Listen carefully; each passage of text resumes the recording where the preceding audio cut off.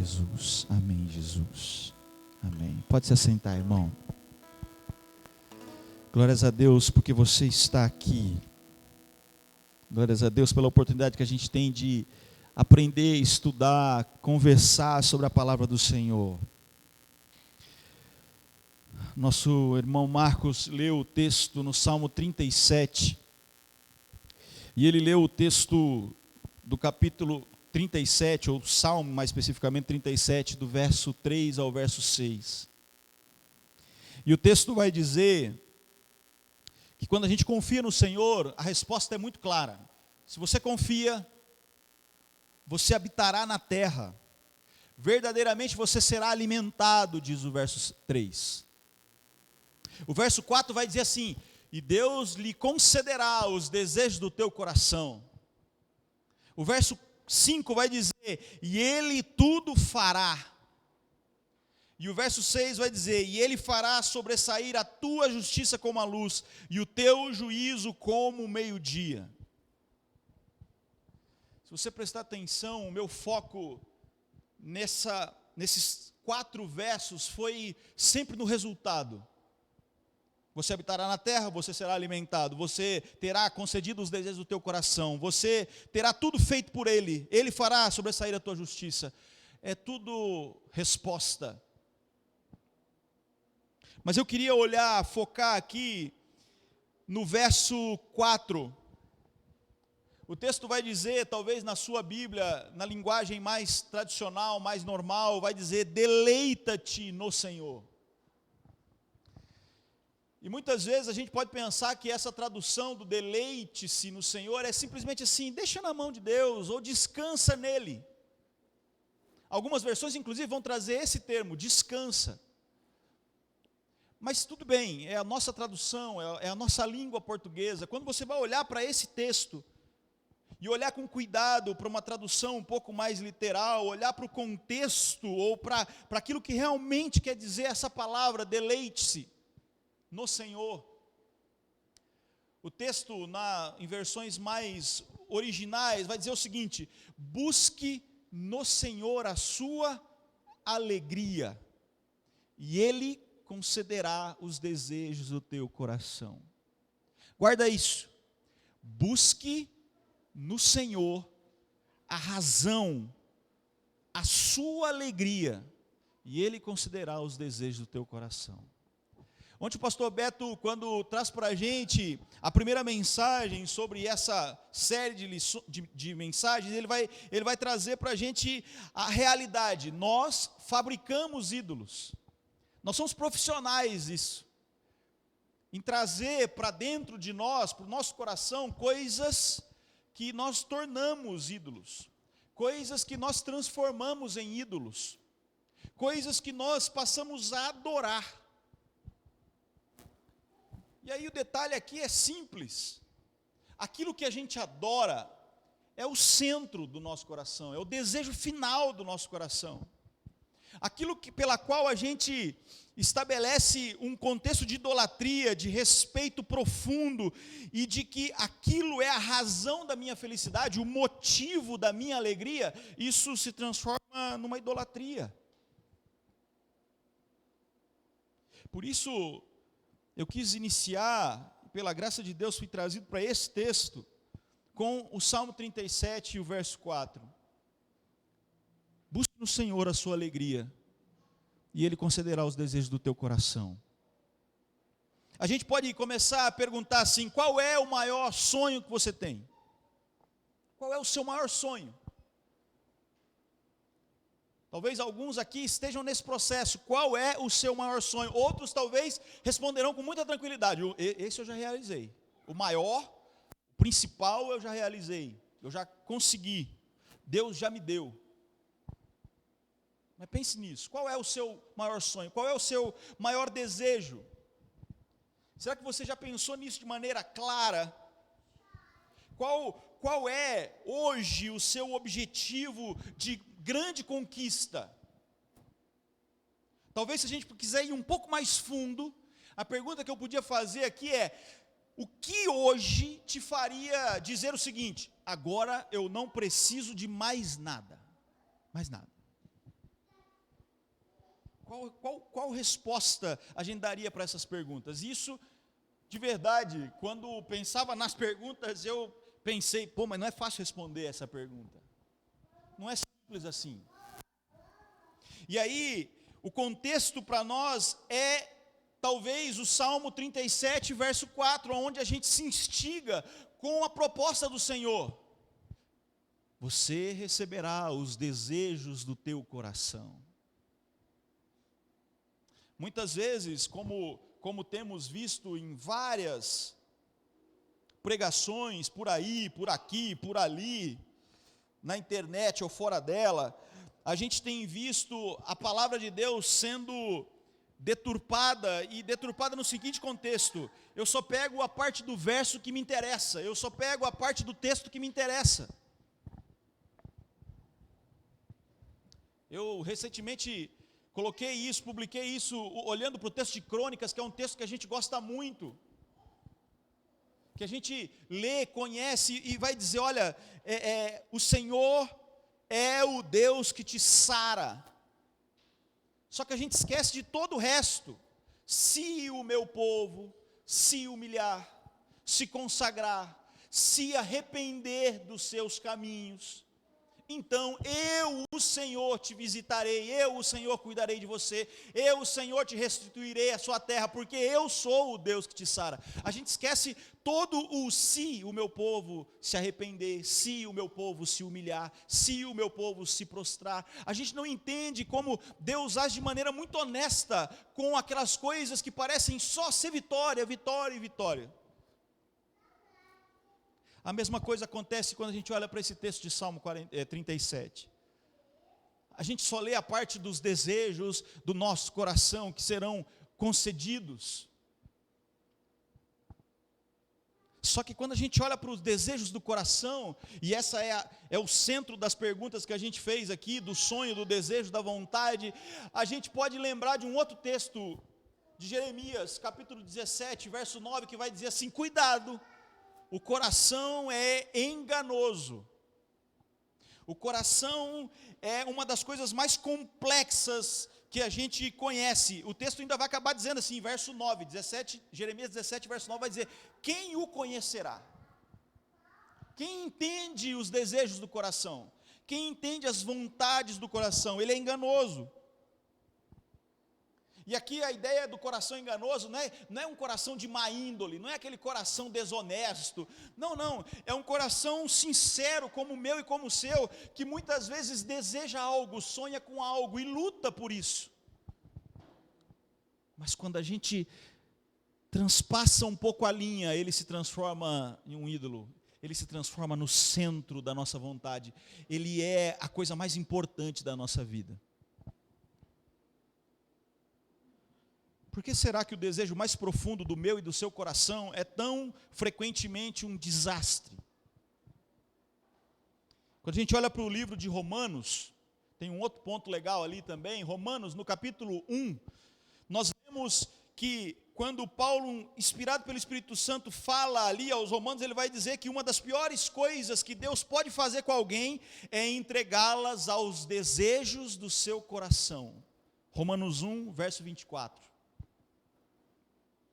Porque o maior castigo imaginável seria permitir que a gente alcançasse aquele sonho tão desejado, tão amável. Porque muitas vezes, como aprendemos ontem, os nossos corações moldam esses desejos em ídolos, transformam esses desejos em ídolos. D.F. Wallace, um dos escritores contemporâneos mais famosos dos Estados Unidos, ou pelo menos reconhecido depois da morte, um cara que morreu com 46 anos, ele escreve, dos últimos textos que ele escreve, ele vai dizer o seguinte: todo mundo adora. A única coisa que a gente precisa descobrir é o que ela adora. Todo mundo adora alguma coisa, todo mundo adora alguém, todo mundo adora algum dos contextos que a gente vai falar aqui: dinheiro, sucesso, fama, reconhecimento, sexo, família, filhos, pais, num contexto de transformá-los em ídolos, e isso é um problema. A Bíblia Sagrada não admite esse tipo de coisa. Quando nós olhamos para o texto de Romanos, nós temos um resumo da realidade da história da raça humana em uma frase: eles adoraram e serviram as coisas criadas ao invés do Criador. Romanos 1, 25, é o complemento desse texto. Todo ser humano deve viver para algo deve capturar a sua imaginação, a sua fidelidade, a sua esperança. Mas a Bíblia nos diz que sem a intervenção do Espírito Santo, sem a ação direta do Espírito Santo, jamais, nunca o objeto da nossa adoração será a Deus. Lembra da frase D.F. Wallace? Todo mundo adora, a gente só precisa descobrir o quê. Para qualquer um de nós, e aqui eu não tenho medo de errar, porque isso vale para mim também, do mesmo jeito que vale para você. Se não for o Espírito Santo que age em nós, para nos direcionar a Cristo, jamais o centro da nossa adoração seria Deus. Porque tem coisas que a gente acha que é mais importante. Se olharmos para alguma coisa criada para nos dar o significado, a esperança, a felicidade que só Deus pode dar, nós acabaremos por não cumprir nenhum dos nossos desejos e ter os nossos corações quebrados, arrebentados, frustrados. Só para dizer, Wallace, um dos famosos escritores dos Estados Unidos, com 46 anos, comete suicídio. E aí você pensa, puxa, mas por quê? Será que ele já tinha alcançado o seu nível máximo de felicidade? Será que ele já tinha alcançado os seus sonhos? Será que todos os prêmios, reconhecimentos e histórias que falam dele não serviram para deixá-lo feliz? Não. Como o pastor Beto nos ensinou ontem aqui, os ídolos cobram muito caro e eles nunca são satisfeitos. Pois bem, se a gente volta aos desejos do nosso coração, sobre o nosso sonho, nosso maior desejo, será que o nosso objetivo, esse sonho que queremos alcançar, não poderia se tornar em nós um ídolo? Um ponto central na Bíblia Sagrada é que Deus rejeita profundamente a idolatria. Em toda a Bíblia, do começo ao fim, o Senhor não admite idolatria. A Bíblia é, portanto, preenchida com histórias, após histórias, e mais uma, que descrevem como a idolatria são devastadores para o homem. Todo Deus falso que um coração pode escolher, seja amor, seja dinheiro, seja sucesso, seja poder, tem uma poderosa narrativa bíblica que explica como esse tipo particular de idolatria pode destruir as nossas vidas. E aí, para pensar um pouquinho, de maneira um pouco mais dura, e eu confesso que é dura, para mim falar disso aqui, foi duro para mim pensar e olhar para esse ensinamento aqui, eu queria olhar para o exemplo de Abraão, e por isso eu queria te convidar a ir lá para Gênesis, primeiro livro da Bíblia, se você tiver aí acesso pelo celular, pelas redes sociais, pela internet ou pela Bíblia física mesmo. Eu queria olhar para o exemplo de Abraão. Ele é um exemplo especial. Especial por sua representação no plano de salvação. É especial por causa do seu exemplo de fé e submissão. É especial até pelo próprio personagem. Afinal, Abraão, ele é considerado o pai da fé das maiores religiões do nosso planeta. Quase metade do planeta tem esse cara, Abraão, como o pai da fé, o exemplo a ser seguido. Então aí, em Gênesis 12, a história de Abraão começa. A gente olha para o contexto de Gênesis 12 e vê que Abraão recebe um chamado muito específico do Senhor.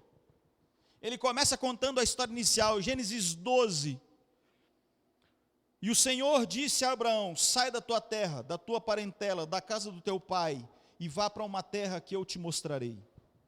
Eu vou te fazer uma grande nação, eu vou te abençoar, eu engrandecerei o teu nome, e tu serás uma bênção. Eu abençoarei os que te abençoarem, amaldiçoarei os que te amaldiçoarem, e em ti serão benditas todas as famílias da terra.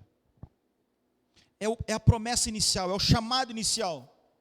E quando você olha para esse texto, tem um negócio interessante aqui.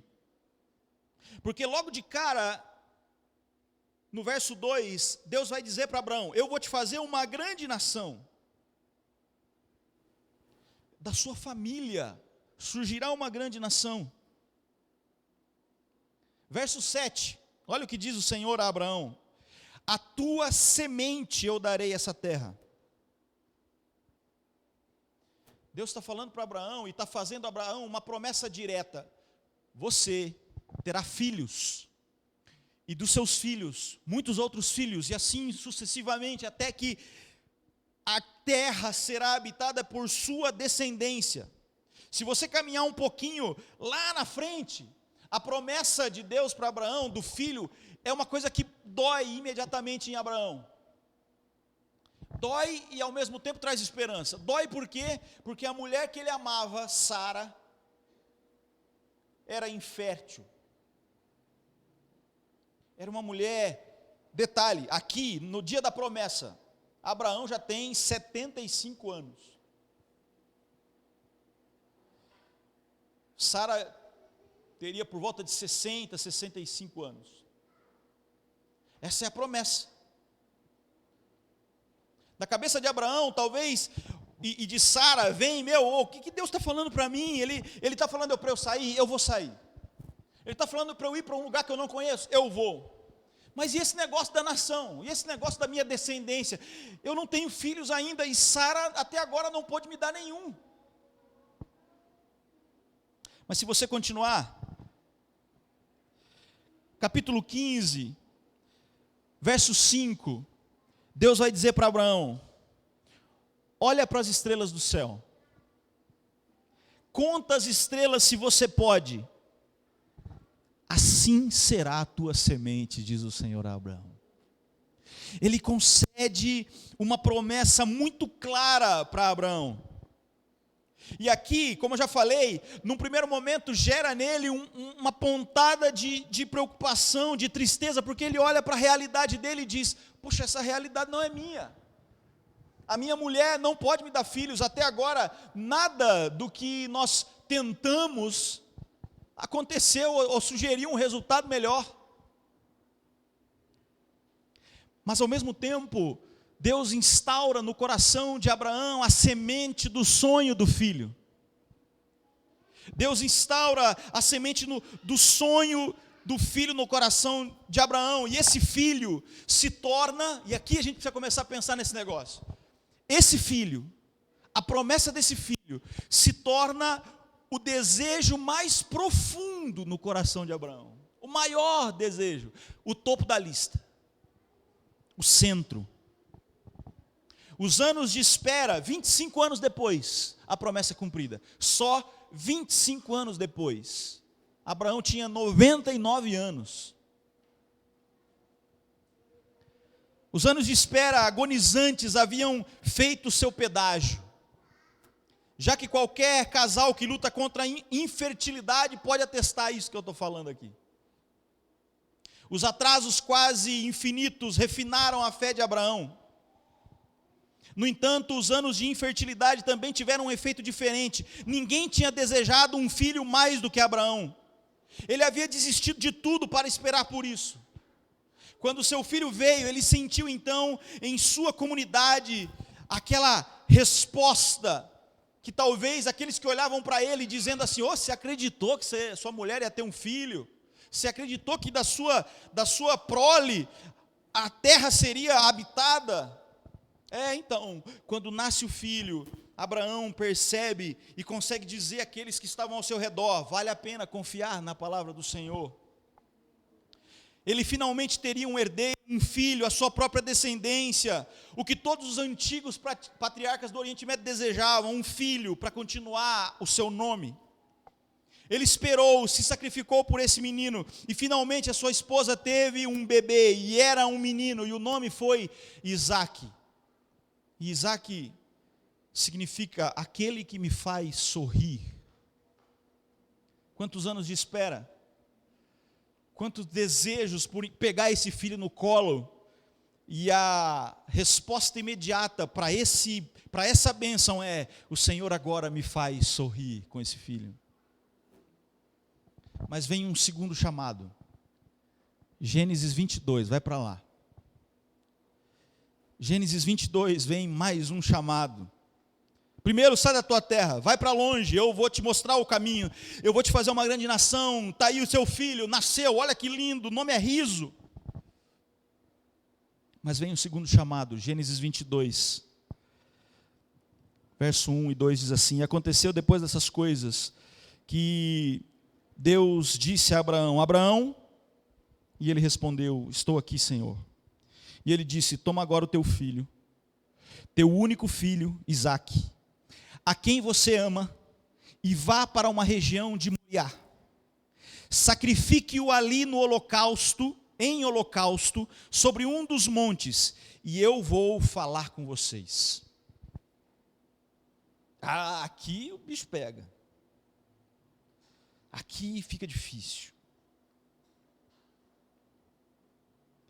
Vai lá, eu vou falar com você.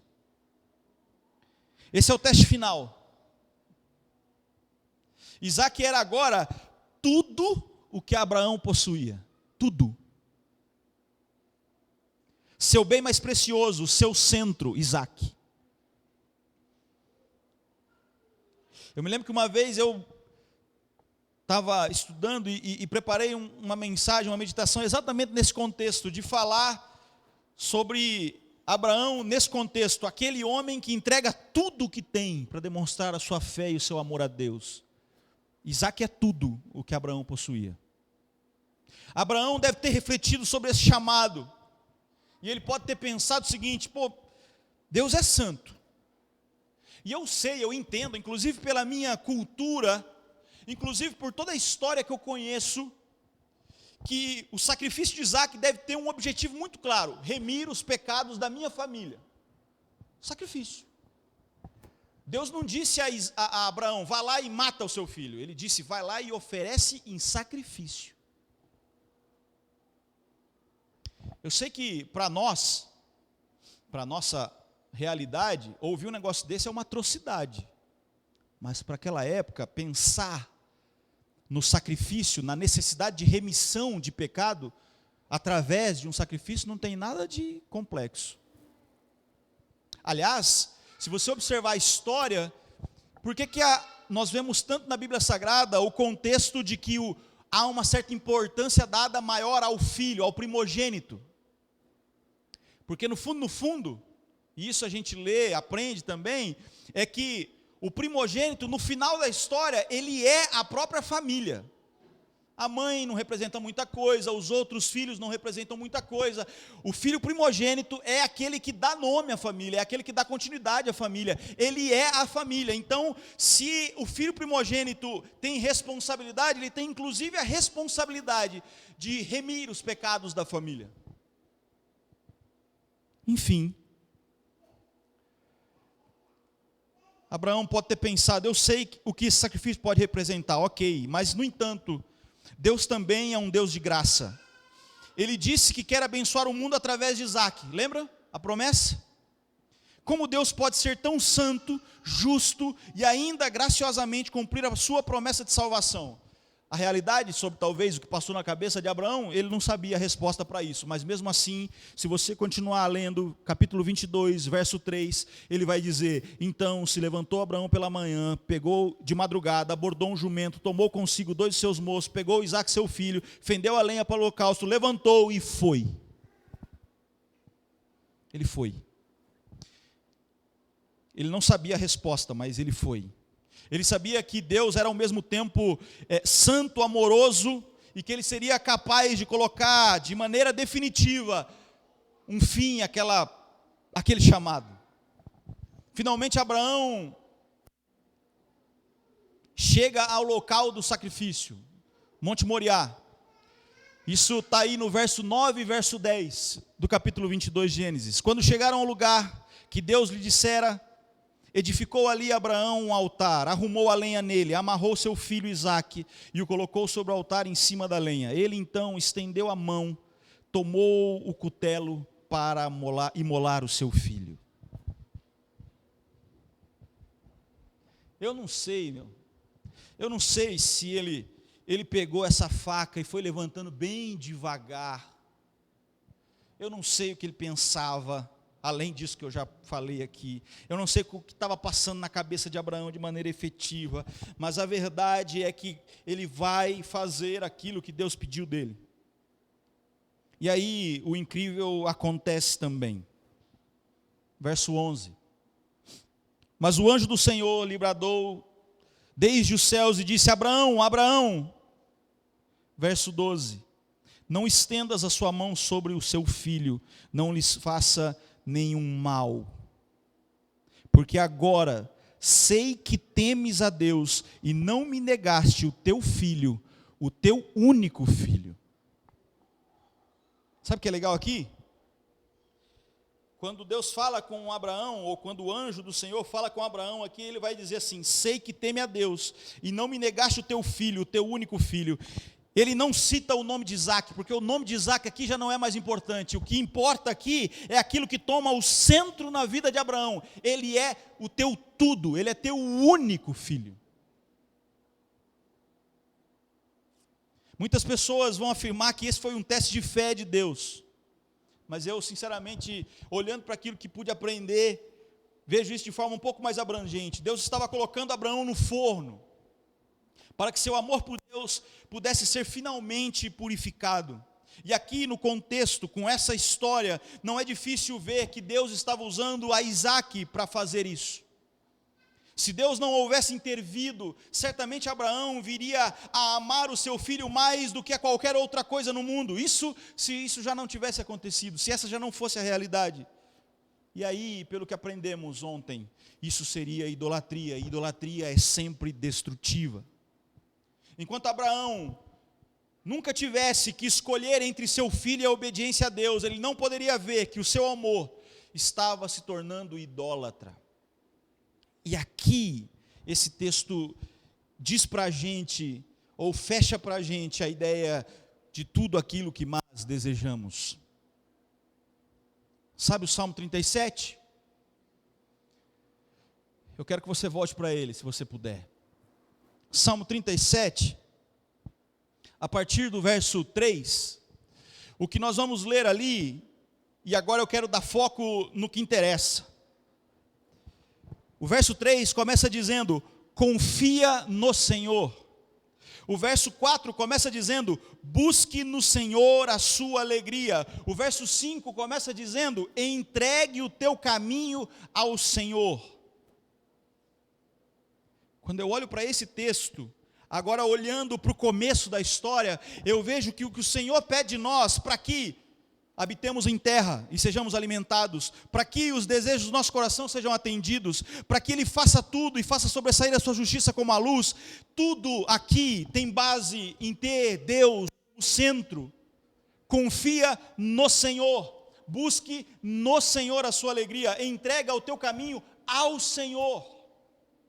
Aquilo que parece ser a resposta incrível, que tudo acontecerá do jeito que a gente quer, da forma que a gente quer, na hora que a gente quer, tem um porém, e o porém é sempre o Senhor. Confie no Senhor, coloque o Senhor como centro, entrega o caminho ao Senhor.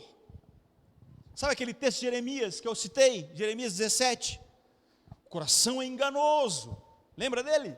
Pois é, ele termina dizendo o seguinte: por isso, por o coração ser enganoso, eu, o Senhor, esquadrinho o coração. Eu, o Senhor, coloco o coração no lugar certo. Eu, o Senhor, direciono o teu coração para aquilo que importa.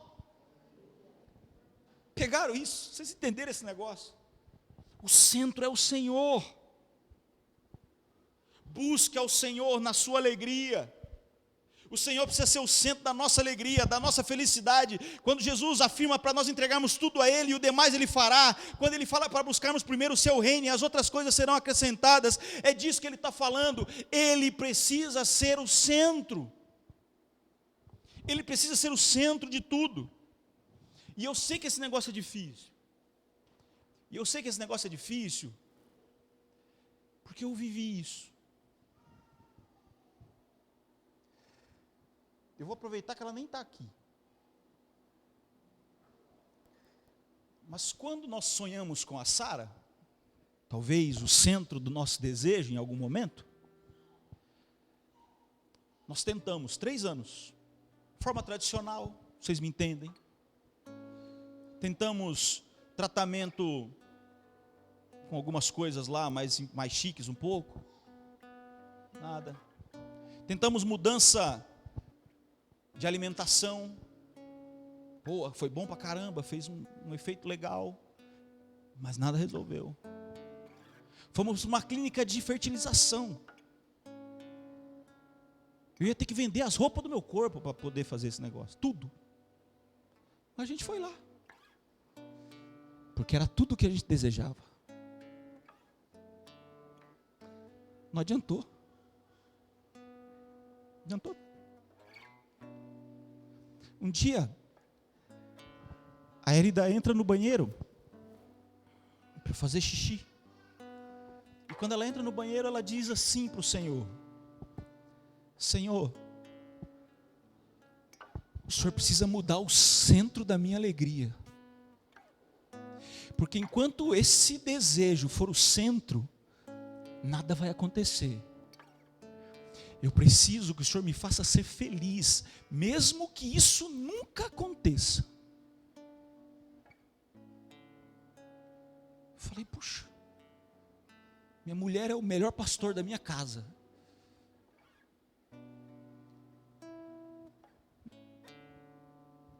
A gente tem as datas. Nesse dia, a Hélida engravidou. Nesse dia. Eu sei do que eu estou falando aqui.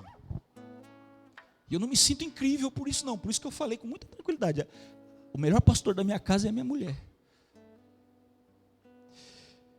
Enquanto o nosso sonho, o nosso desejo, e mesmo que seja um filho, Abraão, mesmo que seja um filho, a Sara, for o centro de tudo que desejamos, for a razão da nossa alegria, a gente não vai entender. E a gente pode transformar esse negócio num ídolo. Eu preciso que você entenda de maneira definitiva o ponto na história de Abraão, a caminhada agonizante de Abraão para as montanhas. Foi ali o momento final, mais longo da jornada de Deus para transformar o seu coração. Para colocar o seu coração no lugar certo, sabe, para esquadrinhar o coração de Abraão. E você pensa assim, cara, mas tá, por que isso é tão importante? Sabe, olha para a história de Abraão. Esse cara é um dos caras mais importantes da humanidade. Como eu já disse, mais da metade do mundo tem esse cara como exemplo. E ele não seria o que é hoje se não tivesse Deus agido no coração dele na hora certa para tirar o ídolo que estava lá. Olhando para você e para mim agora, pense nas muitas decepções, nos muitos problemas, talvez nos sonhos que ainda não foram alcançados, talvez em outros que já foram alcançados. Olhe para ele mais de perto e você vai perceber que o que é mais angustiante é que muitas vezes esses sonhos são os nossos Isaques, o motivo do nosso sorriso, o motivo da nossa alegria. Em nossas vidas há sempre algumas coisas na qual investimos tudo para que tenhamos alegria, mas nós investimos isso achando que isso vai substituir aquilo que só Deus pode fazer, só Deus pode dar. Por isso a gente precisa entender que os momentos mais dolorosos da nossa vida são os tempos em que nossos Isaques, os nossos ídolos, estão sendo ameaçados ou estão sendo removidos de uma vez por todas da nossa vida. Sabe o que é interessante naquilo que a gente acabou de cantar? A gente acabou de cantar que nós entendemos que os nossos erros pesaram na cruz, nos ombros do Senhor. A gente entende, por isso eu me rendo a Ele. O que eu posso fazer, o que eu posso dizer, se não me entregar a Deus o meu coração? O meu coração eu quero te entregar, eu estarei com as minhas mãos levantadas, pois tu és tudo em mim, meu ser a ti, tudo se entrega, porque eu sou teu, o meu coração é teu. Olhar para a história de Abraão de Isaac para a minha história, você olhar para a sua, faz com que eu inevitavelmente olhe para isso que nós cantamos e para a história de Jesus. Sabe o Monte Moriá? O mesmo lugar onde Abraão foi quase sacrificado, melhor, Isaac foi quase sacrificado. Esse Monte Moriá, um dia, alguém subiu nele. E alguém subiu nele carregando uma cruz. O mesmo monte. Talvez você não sabia isso, talvez você já soubesse. Mas o lugar onde Isaac ia ser oferecido ao Senhor é o mesmo lugar onde Jesus morre, onde a cruz pesada é pregada. Quando a gente olha para o texto de Gênesis, Isaac foi substituído pelo cordeiro. Quando Jesus se entrega, ele é o cordeiro. Sabe o que Abraão ouviu dos céus? Para, Abraão, eu sei que você é fiel, eu sei que você agora mostrou que ama a Deus com todas as suas forças, você agora trouxe o seu coração para o lugar certo, você ama a Deus acima de tudo. Sabe o que Jesus ouviu quando ele disse: Senhor, meu Pai, meu Deus, por que me desamparaste? Ele não ouviu nada. E ele não ouviu nada porque Deus era mau, porque Deus era ruim, porque Deus era duro demais. Ele não ouviu nada porque Ele era o sacrifício definitivo. Ele era aquilo que transformaria tudo. É quando a gente olha para Ele, no centro da nossa vida, as alegrias que pareciam ser capazes só por aquilo que ganhamos, temos ou conquistamos, tudo que desejamos passa a ser Jesus. E tudo Ele pode dar, tudo Ele pode entregar, tudo Ele pode oferecer, toda a alegria do mundo Ele pode nos dar. É Jesus, o centro. Irmão, onde está seu coração? É difícil falar assim, pais, talvez o seu coração esteja no seu filho, e não pode estar. E como eu disse no começo da nossa conversa aqui, isso é duro para mim dizer, porque agora eu sou pai também. E eu sei que eu me entregaria por ela. Eu sei que qualquer pai ou mãe faria isso aqui. Mas sem pensar. Mas não precisa nem pensar. Pois é. Mas Deus diz para mim assim: Ayrton, eu preciso estar no centro. Eu preciso estar mais alto que ela. Eu preciso ser mais importante do que ela. Porque eu sei que quando eu for o mais importante, ela será a tua alegria.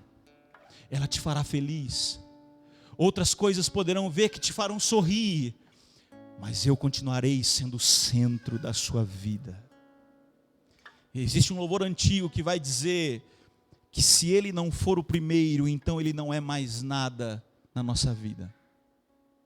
Deus pede de nós o espaço de primazia, de centro. Eu sei que pode ser muito duro ouvir isso, mas o Pai que diz isso é o Pai que nos ama, e que mais do que entregar-se no lugar do Filho, entregou o Filho, por causa de mim e de você, para que você pudesse estar aqui, para que você pudesse viver as alegrias que ninguém pode te dar, que nenhuma coisa pode te dar, para que você pudesse encontrar as delícias que só Ele pode te oferecer. É isso que Ele tem para te dar, é isso que Ele tem para me dar. De novo, eu sei que pode ser muito duro para um pai, para uma mãe ouvir isso. Não deixe que seu filho, a sua filha seja o centro da sua alegria, da sua felicidade. Mas é isso que a Bíblia diz para a gente fazer. Só para você entender, eu nem ia falar isso, mas eu preciso dizer, só para ficar feliz aqui, tranquilo, com todo o contexto. Beto falou ontem que quando a gente coloca sobre alguém a responsabilidade da felicidade, a responsabilidade da alegria, ninguém suporta. Ninguém é capaz de suportar ser o centro da sua alegria. Porque a gente vai cobrar, a gente vai exigir, a gente vai sonhar, a gente vai frustrar. Ou a gente esmaga, ou a gente solta demais. E quando se trata de filho, não é assim? Ou a gente prende, a gente não deixa sair, a gente não deixa fazer nada, a gente esmaga o filho, porque eu preciso estar o controle. Ou então a gente diz assim: não, filho, eu te amo tanto, eu não vou te dizer não nunca, faz o que você quiser. E a gente vai sofrer com isso, isso vai ser decepcionante, a gente vai se frustrar, e aquilo que é o foco da nossa alegria vai nos entristecer. Por isso a Bíblia é tão perfeita, ela diz em equilíbrio: ama, mas corrige, ensina, instrui, mas mostra amor. E isso Jesus fez por mim e por você, definitivamente. Por isso ele diz: me coloque no centro, que eu seja tudo o que você deseja, em nome de Jesus. Senhor, Senhor, é difícil falar isso. O Senhor conhece meu coração, a minha limitação, o Senhor conhece as minhas fraquezas, o Senhor conhece o meu amor. Senhor, é difícil. Sabe, sim, que nunca chegue o dia em que talvez isso seja cobrado de mim, mas eu só quero que o Senhor saiba que o meu desejo é que o Senhor seja o centro da minha vida, porque eu sei que tudo mais o Senhor fará, o Senhor dará, o Senhor entregará, porque tudo aquilo que o Senhor podia fazer, tudo que o Senhor tinha, o Senhor entregou por nós, o teu Filho Jesus na cruz. O Senhor não quis Isaac, o Senhor não aceitou Isaac, mas o Senhor entregou seu Filho por causa de cada um aqui, por amor sublime, eterno e sincero. Deus nos faça ter a Ti como centro da nossa vida, como topo da nossa história, como tudo o que mais desejamos, hoje e para sempre, Senhor.